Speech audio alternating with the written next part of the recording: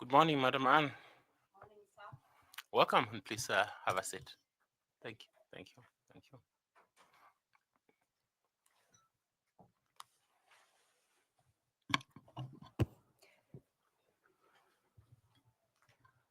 And my name is Nelson Makanda. I'm the chair of this selection panel, and allow me on behalf of this team to thank you for showing interest in the position that we advertised for member of the IEBC, and want to congratulate you for being shortlisted. And that's why you're here this morning. Members, I have worked with Anne before, as I had been a member of a task force in the Ministry of Education, and she supported us in the Secretariat, and so I have known her professionally in that manner. I want to invite my colleagues to introduce themselves. Please, Linda. Good morning, Madam Anne. Good morning, madam. My name is Linda Kiome. I serve this panel as the Vice Chair. I want to take this opportunity to welcome you for your interview session. Karibu sana. Thank you, madam. Madam Anne, habari ya asubuhi. Salama. Bado ni asubuhi? Yes, it is. Bado ni asubuhi. Kwa salama? Yes, I'm fine. Jina langu ni Andrew Tanui, mwanachama wa chopo hili la uteuzi, na karibu. Thank you. Sir. And good morning. Good morning, madam. Caroline Kituku, karibu. Thank you. Good morning, Anne. Morning, sir. My name is Adam Solo. I'm a member of this selection panel. Thank you. Good morning, Anne. Morning, sir. My name is Nicodemus Bore. Karibu sana. Thank you. Good morning, Anne. Morning, madam. My name is Fatuma Alisman, a member of the panel. Please feel welcome. Thank you. Good morning, Madam Kashoya. Good morning, madam. Karibu sana. My name is 𝐀𝐧𝐬𝐿, and I'm a member of the panel. Thank you. Good morning, Han. Morning, sir. My name is 𝐵𝐵𝐶. I'm a member of this selection panel, and we welcome you. Thank you very much. Now, Anne, before you, you have a notebook and a pen, so that you can take note of the questions you'll be asked, and anything that you may need to help your memory to remember, so that it doesn't get lost. We would like to ask you to introduce yourself to us and to the public that is following this interview, detailing your profile, work, and any other thing that is significant for us to note. Indicate if you have received any award or commendation, and indicate if you're a member of any professional society or group, so that we take note of those things. Kindly take about 5-6 minutes or thereabout to do that introduction. Welcome. Thank you, Chair. And the panel members, I first want to thank the selection panel for this opportunity and having me here today. I also want to thank the team for considering my request to reschedule my interview, and I'm happy that I'm here this morning. My name is Anne Waithera Gachoya. I work as Director Education in the State Department for Basic Education in the Ministry of Education. After completing primary school, I went to secondary school. I then proceeded to Narok for my A-levels. After that, I joined Moi University, where I graduated with Bachelor of Education degree certificate. I later joined University of Nairobi, where I graduated with a master's in education planning. I also did master's in international studies in the University of Nairobi. And since 2017, I'm currently pursuing PhD in leadership and Governance from Jomo Kenyatta University of Agriculture and Technology. I have 33 thereabout years of experience in the public service. Some of the years which I started as a teacher, I briefly taught in a teacher training college. I have been a quality assurance and the standards officer in the Ministry of Education and an education officer in the Ministry of Education, where I'm currently serving as director in one of the directors in the State Department. In my line of duty, I attended several courses in education management. I've also done courses in public policy, governance and leadership, monitoring and evaluation. At the ministry, I coordinated Education Development Partners Cooperation Group for 16 years, together with other education stakeholders. For 16 years, I was coordinating. In addition to that, I also did a course again in the line of duty as a lead auditor in quality management system, popularly known as ISO, where we do the audits of the processes to ensure a compliance. I'm also a trainer. I've done several courses in trainer and have participated in training programs basically related to my line of duty. I've also participated in Kenya National Examination Council, one as an examiner, number two as an officer supporting in tool development, and also in report writing. And while doing that task, integrity has been key in ensuring the credibility. I also participated as a presiding officer during the 2005 referendum, and also I was a presiding officer during the 2007 general elections.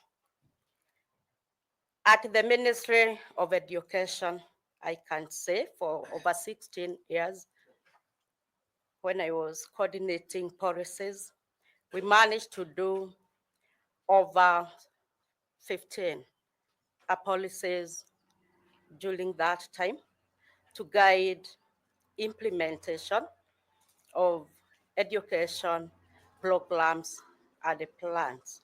So I'm here, Chair, to say that one, I have expertise in policy and strategy.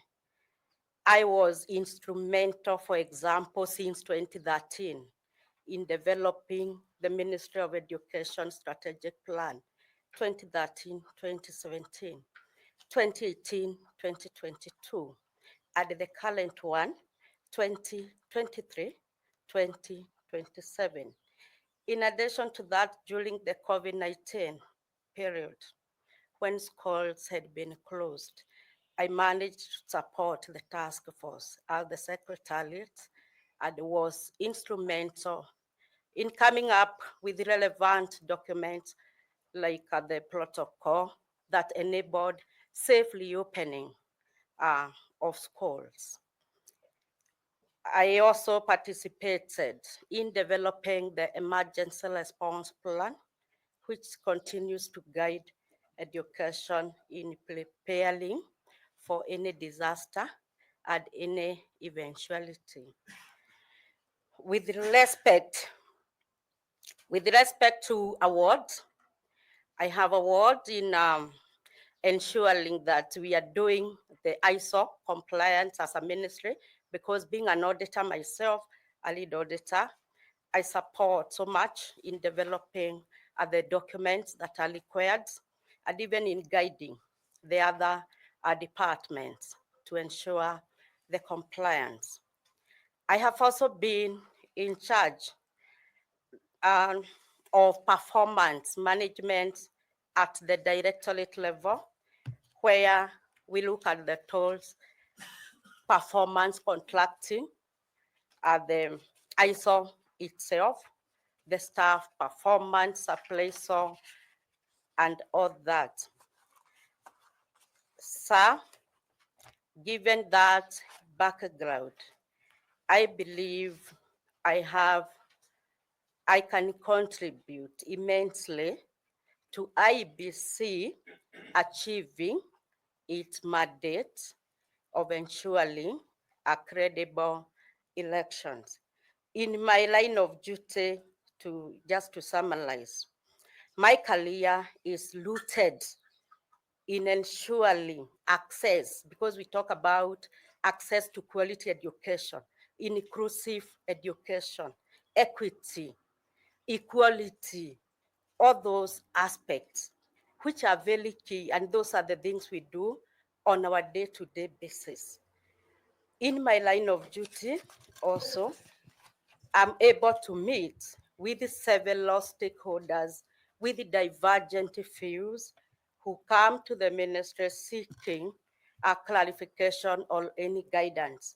So I have been able to work together and to collaboratively work with the various stakeholders, various players in the sector, something that I believe resonates very well with what IBC stands for, of working with the stakeholders or those interested parties. Thank you. Thank you, Chairman. I'd like to stop you there so that we can progress. I had not noted that there was a member of the in the gallery there, and so thank you for coming to follow the proceedings and perhaps support your colleague. Linda, please ask the. Thank you, Chairman. Now, Madam Anne, reflecting on your very rich career journey, very rich, and congratulations for the milestones that you've been able to do while executing your duties at the Ministry of Education. What key competencies beyond education have you been able to acquire that you will use and will be an asset to the Commission if you are taken up as a member? Key competencies. Thank you, Madam. Thank you, Chair, and the panelist. As an educator, one of the key competencies that I'll bring into the Commission is the competence of problem solving, because in my line of duty, I have interacted with different players who also come with different needs and different views. Hence, in my line of duty, which I'll bring to the Commission, is one, the problem solving skills. If there are any disputes, I've also done a course in negotiation, persuasion, and mediation. And that gives me the skills of negotiating and even being able to solve the problems as they are. The other skill that I'll bring to the Commission, it is collaborative skills, working with various stakeholders who have an interest in the whole process and working with them step by step in order to achieve the objective and the goal of the commission. I also have the skills I've said of the quality management system. So those are also skills that I will be able to bring on board so that we are able to ensure compliance with existing laws and the legal frameworks. As an educator, and I know the significance of voter education, civic education, the issue of capacity building. As a trainer, I come with the training skills, capacity building skills, and also in ensuring that the curriculum that is being in use, it is relevant to the needs of various stakeholders. I'm also bringing the skills of policy strategies.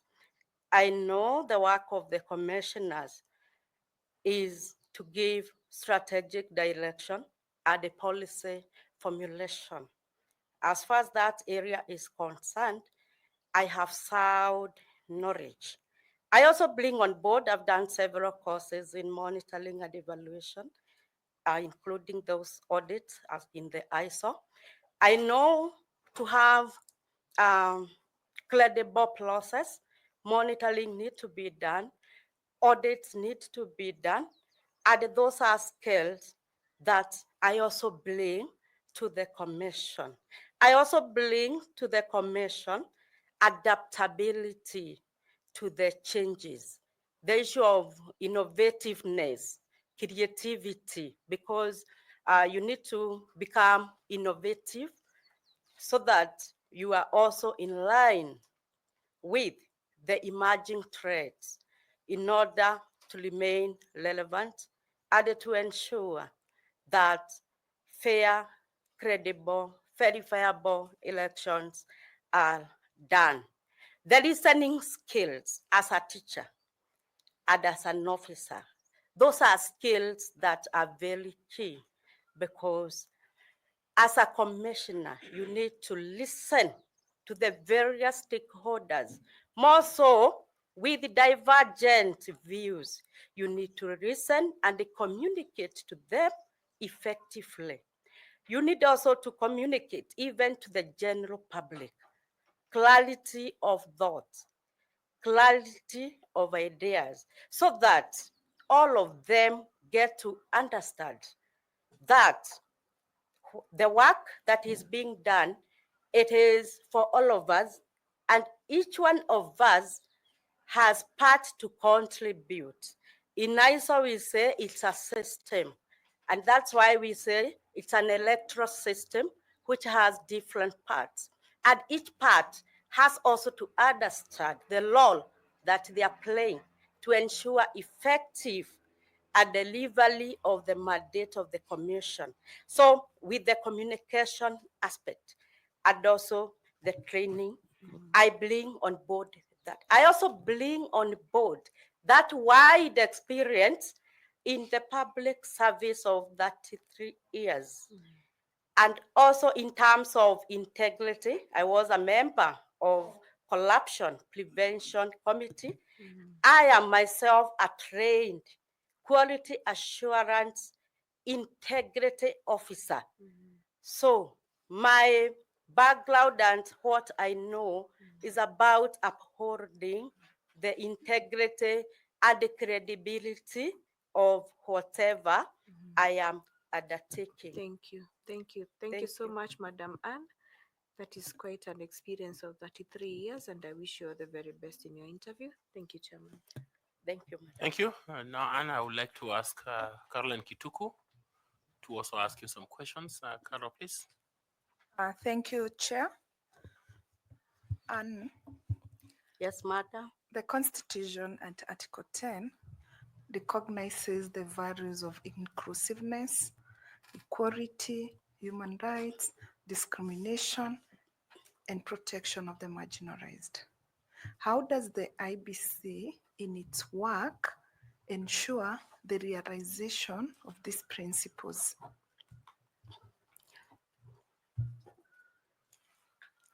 Thank you, Madam, for that question. The Article 10 of the Constitution on the values and the principles is very key, especially to IEBC and even to all of us, because that is an article that we are supposed to comply with. The Article 10 provides for human dignity. It provides for inclusivity. It provides for human rights, respect to human rights under that area. It also provides for equity. It provides for equality. It provides for non-discrimination and the protection of the marginalized. With respect to how IEBC is going to ensure the realization of that, number one, with respect to inclusive, the process itself is expected to be inclusive, where you include each and everybody. You include those with disabilities. You include both the youth, the elderly. You include those in rural, those in urban, based on religion. That is, you include all the stakeholders, because it's about inclusion and ensuring that no one is being left behind in this process. The issue of human rights, respect to human rights. The human rights as provided for again in the Constitution. It is also one of the values and principles that IEBC Anne, allow me to guide you, Yes. please. We see, and you have stated those principles very Yes. well, as set out in Article 10. Mm. What I would like you to tell us is how, giving examples, if possible, of how IBC has incorporated these principles in its work. What is it that IBC does that we can see indeed it is realizing the principles in Article 10? Okay, thank you. How it does. Again, I say, for instance, IEBC, during even the recruitment, let's even start there, the recruitment of the personnel, it ensures that those principles are adhered to. The other is when we come to its mandate with respect to voter registration, with respect to voter education, with respect to dealing with political parties, when it comes to the issues of capacity building, in all it is processes. IEBC ensure the realization of this article through involving various stakeholders and ensuring that it has made provision, like in the relevant laws and the policies, that nobody will be discriminated. The persons with the disabilities, ensuring that the marginalized, those in the rural areas, access, for example, during voting, they are able to access the facilities. The polling stations are also there. It ensures that everybody is actually receiving the same services without discriminating anybody. For instance, when IBC is conducting its work, it ensures that all the other, all the various stakeholders, like even during the, let's say, the political parties and all that, there is that openness where everybody is not being discriminated against. With respect to equity, because that is also under Article 10 in the same line, equity and equality. That one, it ensures, like through the universal suffrage, equality of votes. That one, it has also ensured the realization of this article. Okay. I am not saying it Okay. has also ensured 100%, because with ISO we say it's about continuous improvement.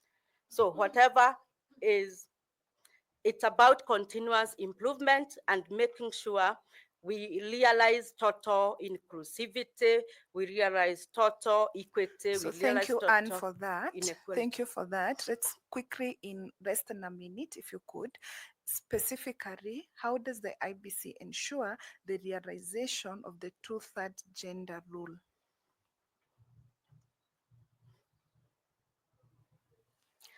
The realization of the two-thirds gender rule is realized in various ways. Number one, in the Act, it says that, like for instance, during the party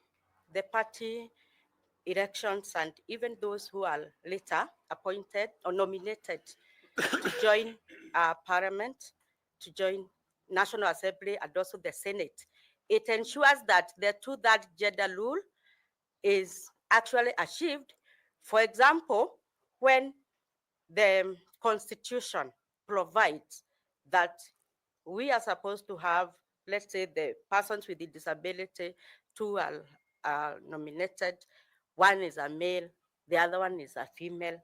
That is a step, a progressive step in realizing the two-thirds gender rule. The other thing is also in its, like even the recruitment that is ongoing, to ensure that the two-thirds gender rule is complied with and it is observed, such that in its commission and the previous one we saw, there was that realization where the two-thirds gender rule had been complied with. And even now, it also ensures that in the membership that, that are elected, in its regulations, in its guidelines and all that, it has provided that the two-thirds gender rule need to be observed. It is also a principle, one of the principles of the electoral system. It is actually ensuring the two-thirds gender rule. It is complied Thank you with. so much. I think I'm satisfied. Thank you, and I wish you well. Over to you, Chair. Thank you. I want to invite 𝐀𝐲𝐽 to also ask you some questions. Dr. Koki, please. Thank you very much, Chair. Madam Gashoya, yes, Madam. Let me bring you to a field that you are extensively experienced, and you have done very good work in ISO, quality assurance and standards. The question I want to ask you relates to two functions of IEBC that many observers and audits have determined that have not been very well done, or that can be improved moving forward. This is one of the functions, is the function of providing voter education, and related to education is the training of election officials. These two, voter education and training of election officials, that are key in the delivery of the core mandate of IEBC.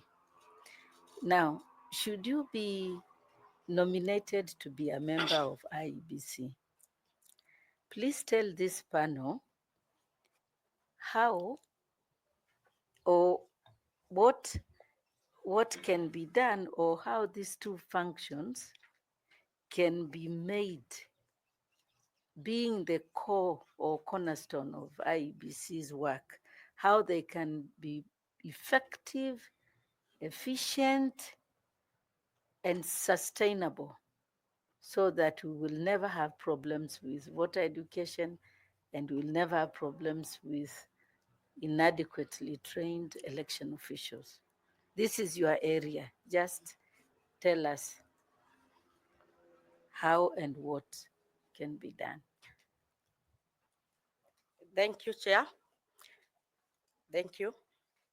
With respect, I truly agree that voter education and the training of election officials is fundamental in order to realize a credible election in this country. The training itself to make them more effective, efficient, and sustainable. One, they should be anchored even in the policy and even in the strategy that IBC has, like in their strategic plan. It has to be anchored that it will be there, so that they are also able to mobilize resources for the same, to ensure that voter education, training of election officials is also done. Number one, something that is very key, it's with respect to the content itself. What is it that IBC want to communicate, and to who does it want to communicate? So the development of the materials that will be used in voter education are training the election officials is very fundamental, so that you ensure that these materials are relevant and they are going to help the relevant stakeholders, because even those stakeholders will need different kind of training. They also need to be approached in a different ways of approaching them, like if it is the youth, if it is the elderly in the rural areas. All that has to be planned. So planning on the voter education and the training of election officials is very key in terms of coming up with the right content. The other thing is the timing. The timing is also very key in order to make them effective. For sustainability, we have said they need to be anchored even in the policy document, in the strategic plan. Like now, even in the ISO, their procedures, they should be having that process of voter education, describing step by step what will be involved. Even the training of officials, that package, the whole process has to be documented so that they are able to follow. The timing is also very good, because sometimes you can train people for 1 day. Is it adequate? 2 days, is it adequate? So the time is also very critical, so that you allocate enough time. That means early planning for this training. It is very fundamental, so that you ensure that they are done properly. The other thing to make them effective, who are even these ones who are conducting these trainings themselves? Are they also understanding what they are also going out to train on? The selection of even the training officials also will matter, so that you are able to select a qualified, those officers with integrity, and those that are going, because those are the ones you take to the training, so that it also becomes effective. And you are using also effective trainers, trainer of trainers or master trainers, who also understand the content very well, and they are able to communicate effectively to the recipients. The other thing is on monitoring the voter, that voter education, for instance, or even the training of those officials, even as even those materials are even being, monitoring is continuous, and it should be done at every step of that process, so that the end product, it is good. Because if the monitoring is not done, then there can be a problem. And once you are able to do it at every process, you are able to collect and to improve before something goes on. If, for example, for instance, as a commissioner, I'm able to ensure that these programs are documented in the ISO, it means they'll also be audited. And during the audit, any non-conformity is going to be detected. And once it is detected, it is simple for continuous improvement, so that preventive measures are put in place to ensure that future trainings are also conducted in an effective and efficient manner. After these trainings, there is also need for surveys. Survey and ask the participants, how was the training? Which material do you think was not relevant? Those surveys also help very much, even as you conduct the trainings, because they give important feedback which you are able to use in order to improve, either in terms of content, even in the time, because the recipients themselves, they give very useful feedback. And the use of those feedback is very important for continued improvement. So, madam, should I be appointed as a commissioner, I will ensure that voter education is done and all the citizens of Kenya are aware of the electoral process and they are able to exercise their political rights in a manner that is good for the people of Kenya. The training of election officials also must be done in a very structured manner, and in a very good way so that they are able to deliver to the commission what the commission wants done. Because if it is not done in such a way, it is going to affect the outcome of the election. Thank you. Yes, thank you very much, Madam Gashoya, and I wish you all the best. Thank you, Chair. Thank you. I want to ask FCP Tanui to ask you some questions, FCP, please. Thank you, Chair. And Anne, Yes, sir. which standard is the ministry certified? Which ISO standard? Thank you for that question. The Ministry of Education is certified under the ISO 9001 of 2015. Thank you. Now, being an expert and being in charge of quality assurance at the ministry, I believe you are aware that even IEBC is ISO certified in as far as information assets are concerned. Can that standard, ISO 9001, apply to IEBC? And secondly, noting the governance challenges that IEBC have had in the past, including the boardroom rupture, the so-called boardroom rupture among the commissioners, can the ISO 9001 help in addressing those governance challenges? Thank you. Thank you for the question.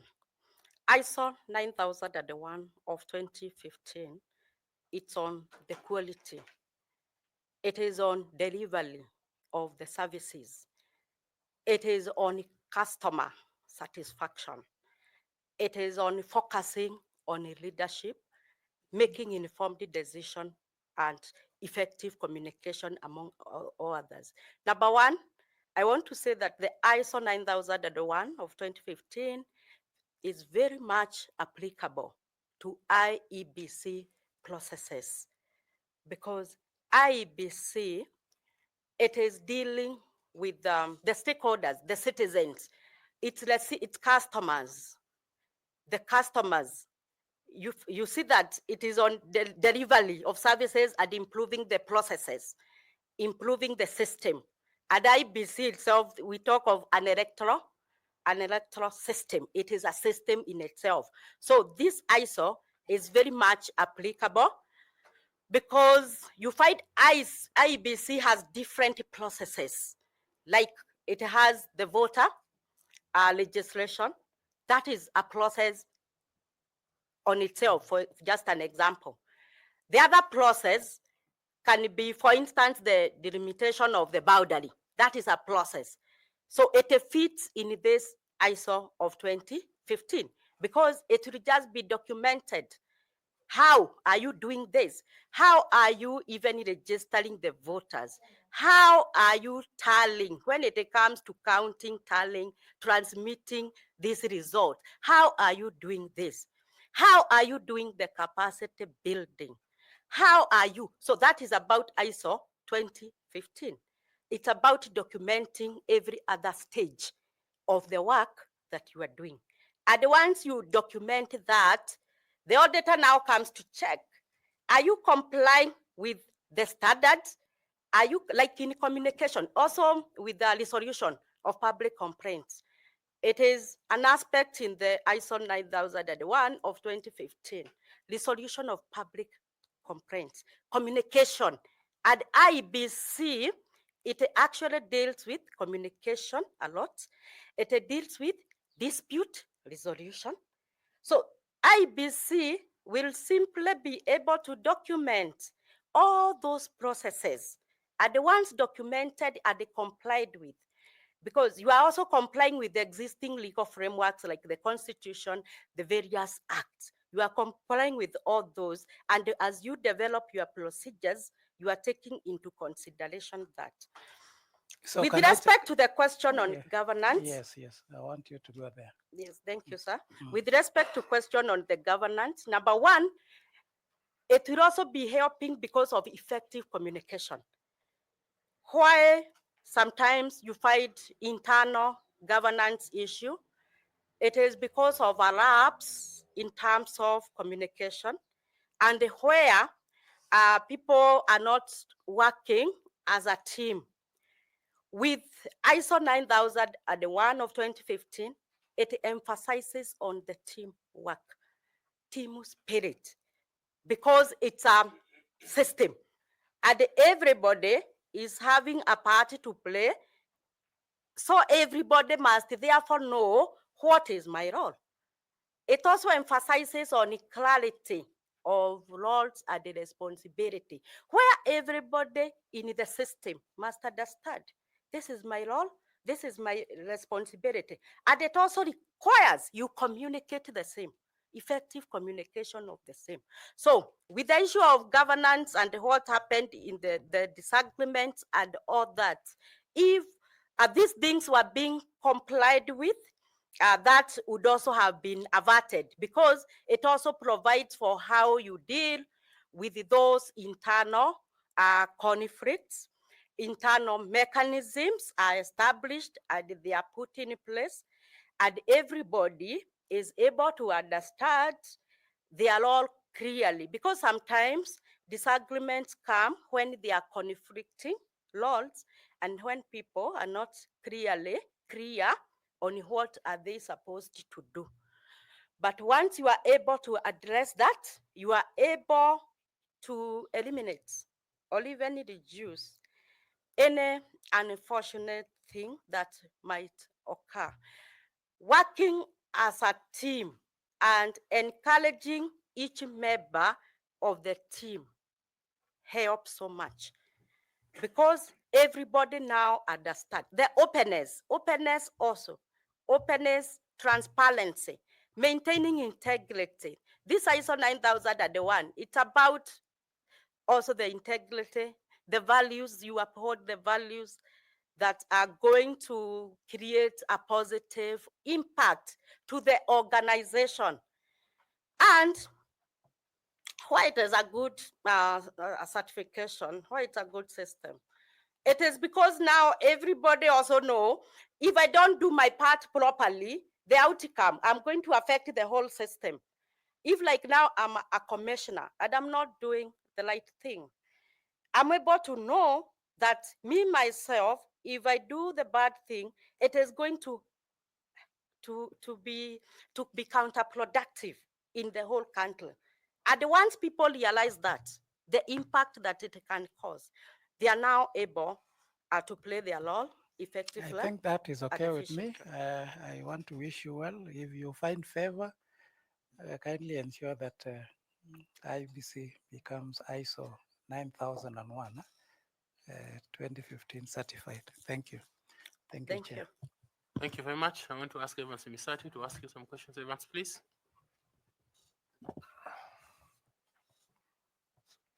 Thanks so much, Chair. I want to take you to the figures so that you have explained to my colleagues the other things. You understand about the boundary delimitation when we did it, the 20, which year was it done? What? The boundary delimitations. Sorry? The boundary delimitation. Okay. When was it done? The last one? 2013 there. I can't remember. I don't know. 2012. 20 2012. or 20? Yeah, Are you 2013 able there. to remember the population quota that we were dealing with at the 2012 boundary delimitation? The population quota Yes, in terms of figures. for a polling station. No, the population quota by constituents. I cannot remember that, sir. Still on figures, I was trying to avoid the words. Now we have 349 members of parliament. Yes. And we have 290 constituencies. Yes. Please tell this panel the other members where they represent. Okay, thank you for the question.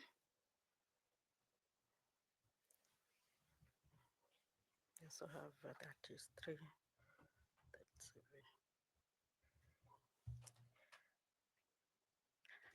Okay, thank you for that question. We have 290 constituencies where the members of parliament are elected by the citizens in various constituencies. To make 349, we have 47 women representatives, each one of them representing a county. We also have 12 other nominated members, and these ones are nominated by the political parties based on their proportional representation. And these 12 represent the persons with disabilities. They also represent, or rather they are drawn from the youth and the workers. We also have the ex-officio member who is also in the National Assembly. Have I forgotten any? Thanks so much, Yes, and I wish you all the best. Thank you. Thank you. I want to ask Ms. Fatuma Saman to ask you some questions. Fatuma, please. Thank you very much, Chairman. Madam Anne. Yes, Madam. I would like to take this opportunity to thank you for all the good work you've done at the Ministry of Education. There's clear indication of how you've grown through the ranks from a quality assurance officer to where you are today. The diligence in your work can be seen also in the committees, the task forces, and all those that you sat in and gave your insights. And I would like to, as a fellow educator, to appreciate you. After saying that, I wish to ask you, why is engaging the IEBC considered a civic duty by both state actors and non-state actors?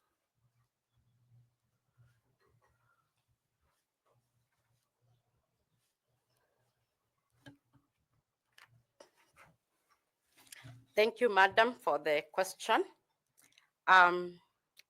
It is considered a civic duty because the process, we normally say the process starts the day the president is sworn in. And from that day, IEBC is expected to be undertaking continuous civic education to both state and non-state actors. The state and non-state actors are interested parties or their key stakeholders in the electoral process. Hence, it becomes fundamental for IEBC to undertake its civic role or duty and engage all the stakeholders who have an interest in the whole process. So the stakeholders, that is both the states and the non-state actors, are very key in the IBC process and very civic for this matter. Why? Because for one, their involvement, all of their engagement help create credibility in the whole process. The issue of transparency, accountability, you become, IBC is accountable to both the state and the non-state actors. These are its stakeholders. And it is its duty now to ensure that you are able to engage them at every stage, at every step, so that that kind of working together, that kind of transparency, integrity, you are upholding democracy. It's also part of the democratic process where you are involving. In fact, at Article 232, it talks of involving the people and these stakeholders, these both state and non-state actors. They constitute even the people that you are supposed to uphold. It is also very civic because with these stakeholders, as IBC commission, as the commission, it has also to identify each one of them. It has also to categorize even these stakeholders so that the level of engagement, even as it undertakes its civic duty, it's also known. Because once you do that analysis, once you have identified, once you have analyzed, once you have categorized, you are able even to know these state and the non-state actors. Which ones am I going to involve? Which ones am I going to consult? Madam Ann, sorry to interrupt you. I want us to focus on the civic duty of the actual stakeholders, both state and non-state, towards participation. You've actually elaborately talked about the civic duty on creating credibility to the process. What else? The civic duty is actually, it's a broad thing, and it is long term. Broad in the sense that these state and non-state state actors, what you are doing to create this civic education, it's about that participation, their participation in promoting democratic processes, their participation in ensuring good citizenship, which is part of the civic education. Also, part of civic education, which these state and non-state actors also need to, as a civic duty, it's about the political system. How does the government also work? Because those are civic things that both state and non-state actors, as they engage in this electoral process, they must also be acquainted too, so that they also understand the government, the political systems. How do they work? What about the democratic principles? How about the good governance principles? How about the citizenship issues?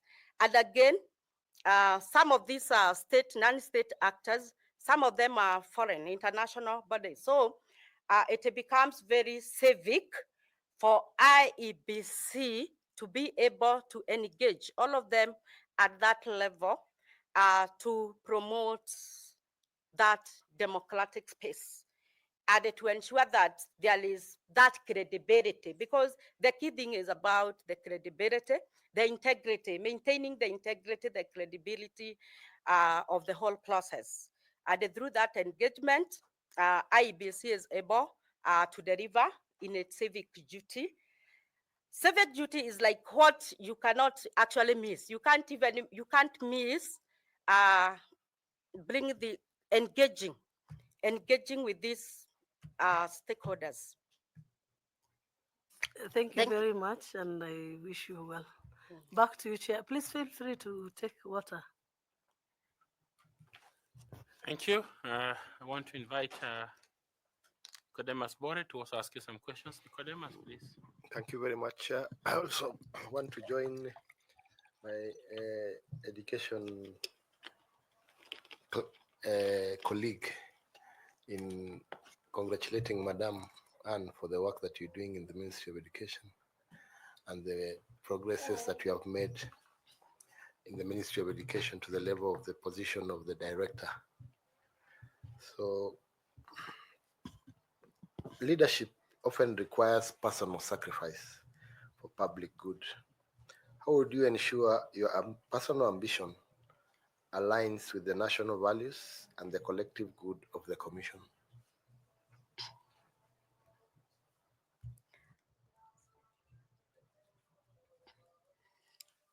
Thank you for that question. Leadership and integrity, they requires personal ambition.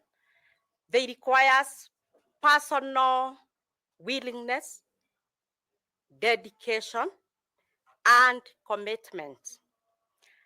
The acts, including the Constitution, the Supreme Law itself, provides that the officers are expected to give selfless service, and all that you do to the public interest. This is where you put aside your personal ambition, you put aside your personal interests, you put aside everything else allowed you for the public interest, for the good of the country, for the good of this nation. So with respect to the various acts, because they repeatedly emphasizes on that commitment, discipline, it is also very key, because you cannot put aside your personal ambition if you are not disciplined. So that aspect of discipline and commitment also helps officers and commissioners, whoever they are, and everybody else who holds a public office, so that all what you are guided by the law, you are guided by also your own conscience, your own values, you uphold the integrity aspect, such that they cannot override your personal view, the way you see things, your personal integrity, your personal values. You don't bring them when it comes to your own interest, your own ambition, because should actually be for the good of the country, in the public interest. Like even in our duty, we are guided by saying all what we do in the education sector, the interest of the child are paramount. So whatever decision you are making, you first look at it. How is it benefiting this child? And if you find it's not benefiting the child, then it's not a good thing for the child, because everything that you are doing, every decision that you are making, in the same way as an IEBC commissioner, I would ensure that any decision, any action, I'll be accountable for my administrative actions. And all those actions, the public interest comes first. I would endeavor to ensure that I do everything for the people of Kenya and for the Republic of this country, as guided by the Constitution itself, by the Leadership and Integrity Act, by the various acts, the IEBC Act, the Election Act, and all that, because they are very clear on how you are supposed to behave, and more so particularly, not allow yourself to be influenced by anything, nepotism, favoritism, all those things. They should not come in between you and the decisions you make, because you are expected to make objective and impartial decisions that are very independent for the good of the country, in the public interest. So you look at it from that point. Is it good for the public? Is this the best thing? And since you have been entrusted to deliver, there cannot be any other way other than to ensure whatever action, whatever decisions you are taking are to the best interest of the public. Thank you. Thank you very much, and I wish you all the best, Anne. Thank you. Thank you. I want to invite Professor Damsolo to ask you some questions, Prof. Thank you, Chair. Anne, Yes, sir. you know the institution you are going to is a high-profile institution. So I want to ask you a conflict of interest question. What is a conflict of interest in the context of public service, and how is it regulated under Kenyan law, given that you are already serving in a public institution?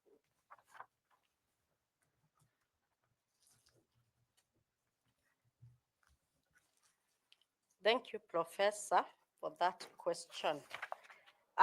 Conflict of interest comes in undertaking of the of work when you have an interest.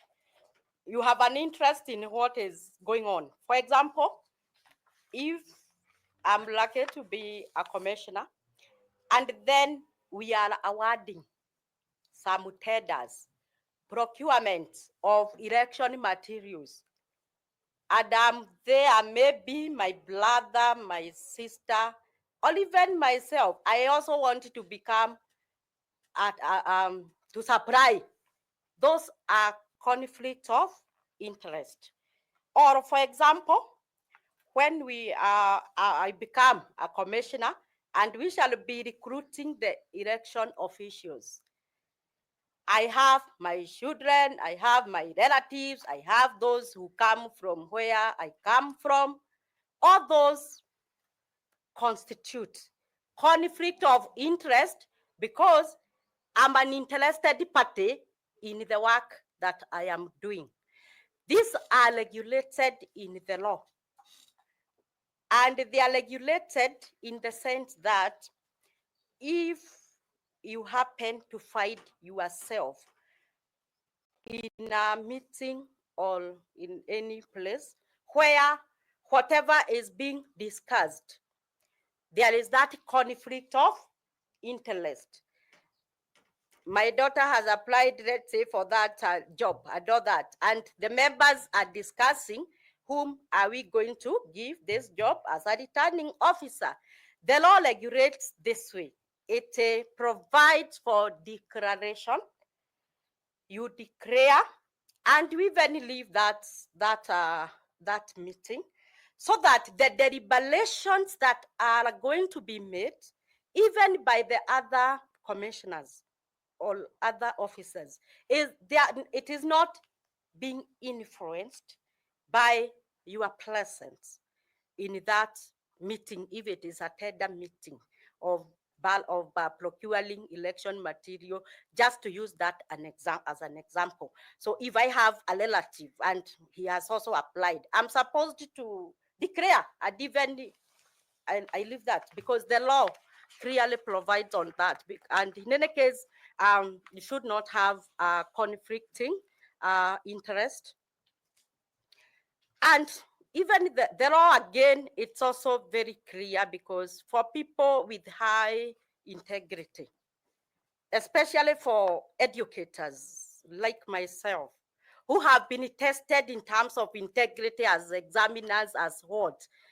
They have proved that there is nothing that can come in between you and your work. Because you have a duty. You have a duty. I'm an examiner, for example, when I was an examiner. Even if you find a paper belonging to somebody, you don't even check. That your values, your integrity are far above, far above, far above. So ideally, as a commissioner, and if I can speak for myself, I can Just in say 30 seconds. that yes. the integrity would prevail, and the one would be able to declare as provided by law. Thank you very much. Thank you, Chair. Prof, you have some two last questions. You are an educationist. Yes, sir. And in this segment, the chair directs us to ask high school questions. Being the director of quality assurance. Sorry, I'm not director Used quality to be. assurance. Mm. I'm director education. Before I redesignated to education officer, that was the time I served as a quality assurance and standards officer. I did not a director of quality assurance, an officer of quality assurance and standards. Thank you, sir. Thank you for the clarification, but it doesn't take away the fact that you are an educationist. Sure. The 2010 Constitution, when you look at socioeconomic functions, you'll find that most of the socioeconomic functions were devolved, including health. Education was not devolved. Any reasons, logic, whether technical or political? Why was education not devolved? Thank you, Prof, for that question. Indeed, and that is Article 43 of the Constitution. And also, when we come to the fourth schedule, that describes the functions of the national government and those of the county government, education was not devolved. Education is a public utility. It's a public good. In my view, education is the pillar. It is the foundation of all these other socio-economic and the political agenda that the country has. So education was not devolved because it had to remain, in my view, a national, because we have a national curriculum, and in the spirit of ensuring inclusivity, equity, equality, and all that. Let me rephrase it. Once you devolve it. Let me rephrase it. Yes. Who made education not to be devolved? Who campaigned for education not to be devolved? Let me put it there. Okay, what was devolved is pre-primary education. The term that is the management of pre-primary education, because with respect to pre-primary education, the children at that level, those that are one I know, county ECDs specific. And all the way. The stakeholders. Who are? Who are the stakeholders who campaigned? Yes. Education stakeholders. What I'm trying to get from you. Yes. Health, for example, was devolved. And the doctors and nurses and what have you are always saying, take us back to national government. Mm. But at that point at the time that there were bombers was happening, they were not there. So who ensured that that's what I want. Who ensured that education was not devolved? For me, Prof, I would say the education stakeholders. Okay, thank you. Are the ones who let's call it lobbying, who lobbied, and they were present in bombers and they put their case Mention for forward. me the two top stakeholders who are there at Bomas in the education sector. In education sector. I know, like for example, I know the former honorable member of parliament. No, That no, is not the- individuals. I'm Oh, talking not of individuals. institutions. We had the religious organizations. We had the education development partners. We also had the leadership of the education sector at that time. Thank you. Let me The- go to the second one. Name any two countries located in what is known as the Horn of Africa. Ukiangalia hiyo map huwa unaona hiyo horn. The Horn. Yes. Nigeria. Second one. The pale juu, Niger. Thank you, Chair. Thank you very much, Madam Ann. We have appreciated your presence and the engagement we have had. We want to thank you for your time. We do know that today was an important day for your sector, and we made you to be here and not to be where your colleagues are today at KICD. So we thank you for your time. I don't know if you have any comment or question to make in a minute, if you can. Thank you, Chair.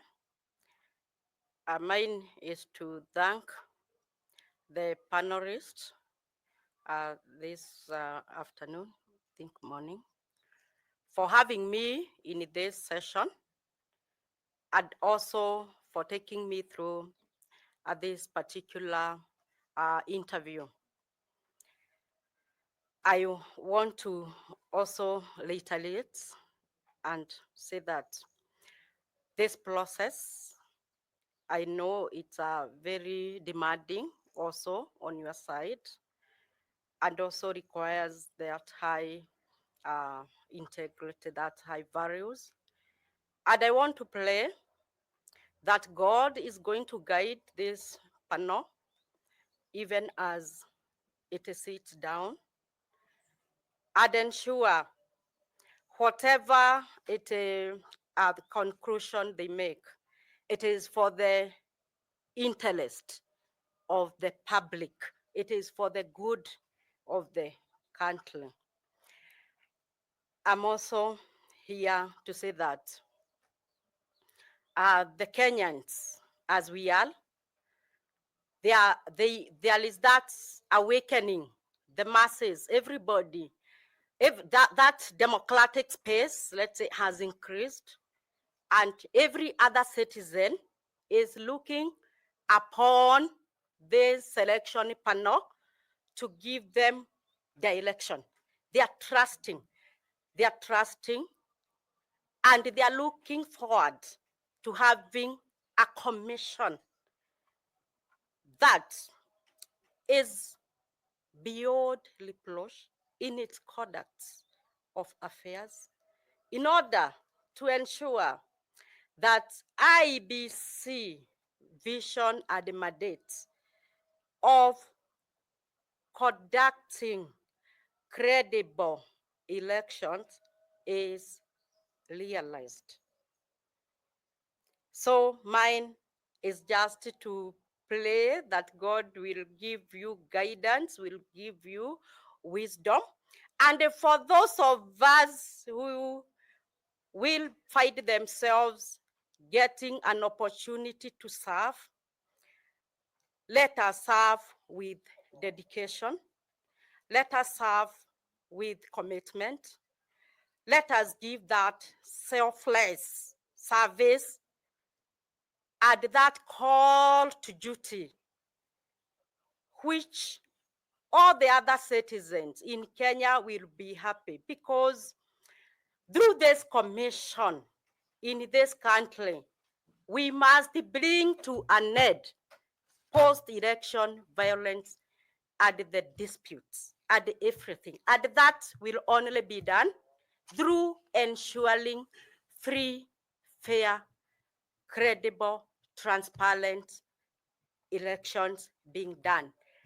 Thank And you. I once again say, thank you very much. Thank you. May God bless you. Thank you very much. We appreciated your comments, and our colleague at the door will hand you your certificates. Feel free to pick the notebook and the pen. They are yours, and may you have a blessed afternoon. Thank you, Chair, Thank you very and much. thank you, panelists. Asante.